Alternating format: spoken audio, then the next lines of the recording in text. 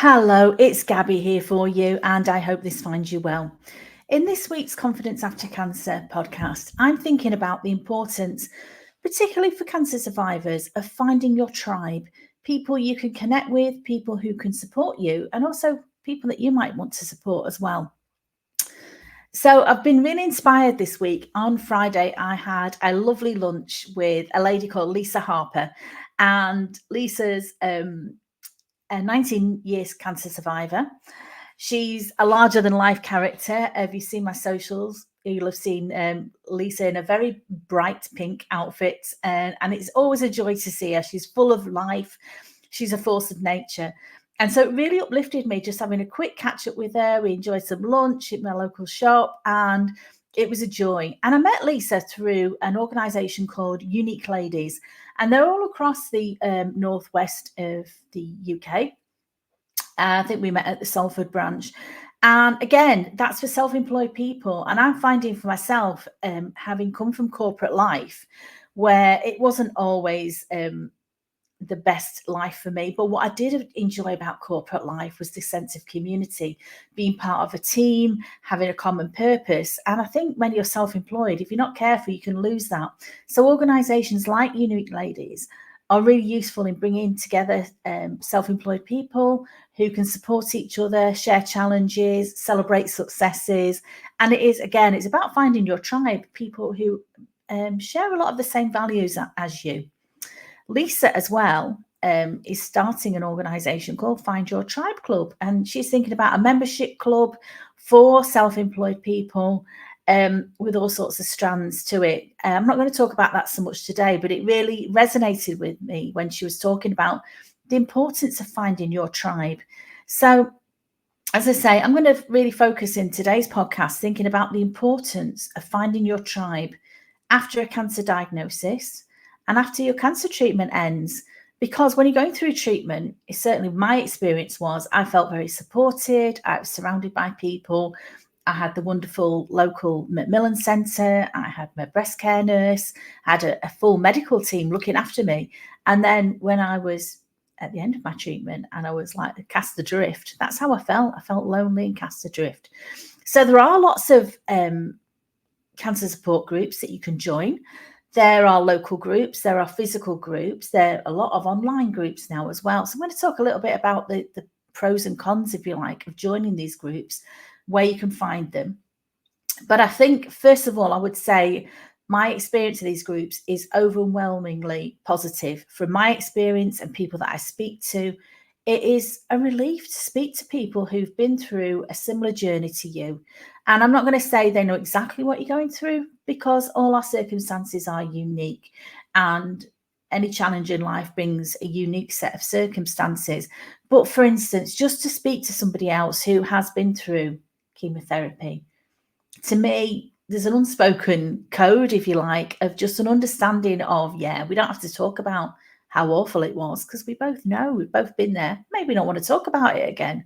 But knowing that somebody's had that diagnosis, the diagnosis in itself of any serious illness, not just cancer, can be such a shock to your system, making you reevaluate a lot of things in your life, making you question what you thought you knew about yourself.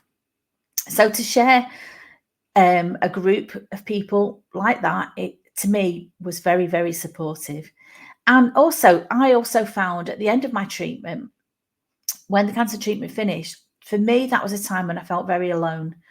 And a cancer support group at its best can overcome loneliness, can help you to overcome loneliness.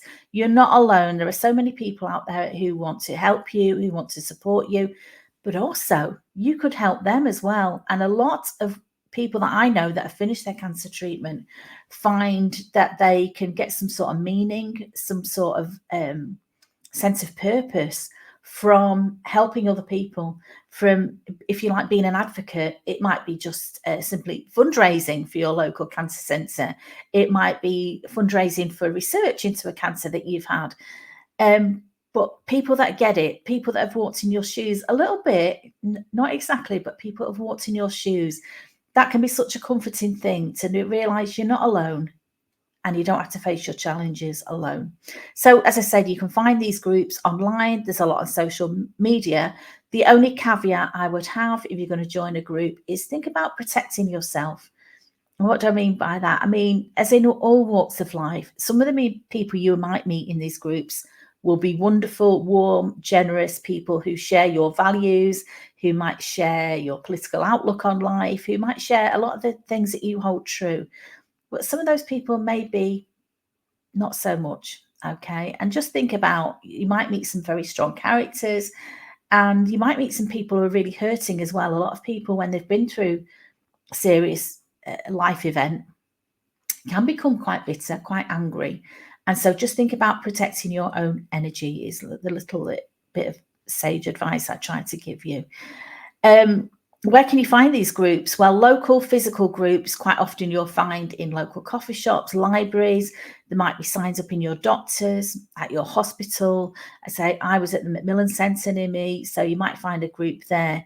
And the other thing that can be really useful, if you've got an unusual type of cancer, like I had inflammatory breast cancer, and I found a group in the UK and also found a group in America. And I found that really useful because for me, it was a scary time, and it was a time when I felt quite alone. And I think there's lots of groups that specialize in a type of cancer, but there's also things like the Young Cancer group as well for people. Unfortunately, more and more young people are being diagnosed with cancer. So again, meeting with like-minded people who are going through a similar thing can be a really positive thing. I also know quite a few people now who have started their own group. And again, that's a wonderful thing to do. I know the wonderful Fiona Schultz, who I interviewed on my podcast last year. She's now become a medical tattooist. So she meets a lot of cancer patients in her job. But she's also started up like a lunch club where people can physically come to her. I think she's in Kent, near London in the UK. And I've heard such good reports about that group. I've not been yet. I would like to attend. One day I'll get the chance to go there. But again, if you're thinking about starting your own group, and a lot of people do this because they want to give something back, other people help them. And I found that when I was going through my treatment, random strangers helped me so much. People like my local school, people in the church were praying for me. People helped me in so many physical and emotional ways. So it is really nice to be able to give something back.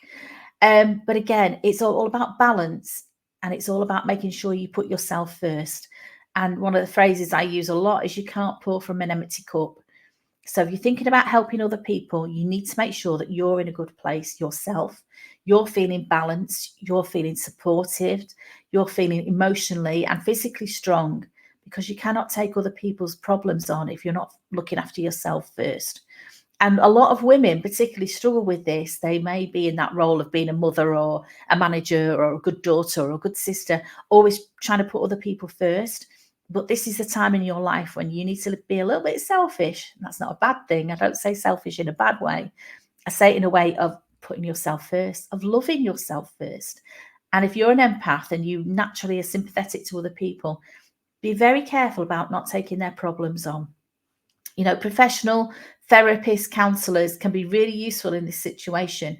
But if you're helping other people and you're not a professional, you're not trained, just be conscious of the fact that actually, can you cope with this? Is this a role that you're happy to take on without affecting your own mental health? Okay, just that little bit of caution, please. So, as I always say as well, at this time of your life, you need to be really conscious of the energies around you. So think about the people that you're spending time with, whether that's your work colleagues, whether that's your friends and family. You want to be around people who are positive, who are optimistic, who lift you up. A great support group can foster optimism and resilience. And I've seen it so many times. And quite often as well, there's a bit of dark humor in a cancer diagnosis. And if you've got that good relationship with people and you can have those times, that time you laugh about things that you've been through, that can be quite special as well. But again, it's always thinking about protecting yourself first and making sure you're ready for that interaction with other people, with people who get it. So I would say for some people, joining a group or starting a group is a great way to find purpose and making sense of the difficult times that you've been through. What does it mean? And that's why I trained to be a cancer recovery coach. I went through some real difficult times. I felt very alone. I thought I was going absolutely bonkers at one time. Thought I was going crazy because everybody else that I had seen after their cancer either never talked about it again, or they were like super positive, running around the park in a big tutu full of beans. And I thought, I don't feel either of those things at all. I feel really in a dark place. So for me, training to become a cancer recovery coach and a confidence coach has helped me to make sense of my journey, put it in its place, and actually think, I'm not glad I got a cancer diagnosis, but actually the gifts that it's given me are priceless. The gifts that it gave me about my life, about turning away from my corporate career that I used to think meant so much to me. And my life is so much more meaningful now that I'm doing work that actually makes a difference to people, that actually helps. And also the other thing that I've recently come to value is that I've lived in my house for 26 years, but because I'm now involved in local groups, I go to a local yoga club, I've joined a local gym, I feel so much more connected to my local community. There's a local park group because we've got a beautiful park here and volunteers go and help keep the park nice. And so I feel so much more connected than I did when I was in my corporate job, just getting in my car and driving far away and being really important in my corporate job. And that means so much more to me now. So I hope you can relate to that. The other thing that I would just say to you about some of these cancer groups, and I've seen this on some of the social media groups, just beware the victim, because some people really don't want to feel better. Some people enjoy their misery story. Some people enjoy the little bit of a pity party that they're getting from being a cancer patient or being a victim. And there's no judgment here. We've all got our own journey to go through, but just be careful of those people draining energy from you, because if somebody is really playing that part of the victim, it might just be a bad habit that they've gotten into. If you're not a professional person to help them turn that around, just be careful that that victim mentality isn't influencing you, because you're not a victim, you're a survivor. The minute you get your cancer diagnosis, you are officially a cancer survivor. And remember that, my love, you are stronger than you think. So I think, particularly for thinking about the time we all went through in 2020, when we lost that power of community, we lost that connection with other people. For some people, the repercussions of that are still ongoing. Some people are still struggling with building relationships, not comfortable being around other people. That doesn't have to be true to you. That doesn't have to be true for you. You can build your community, find your tribe, make sure it's full of positive people. You know, none of us are, even myself, I'm not positive 24/7, but on the whole, please surround yourself with people who uplift you, people who are optimistic, and people who can help you have hope for the future. And that's what Confidence After Cancer is all about: having hope for the future, putting in place a plan for your happy and healthy future self. And that's what I'm here for.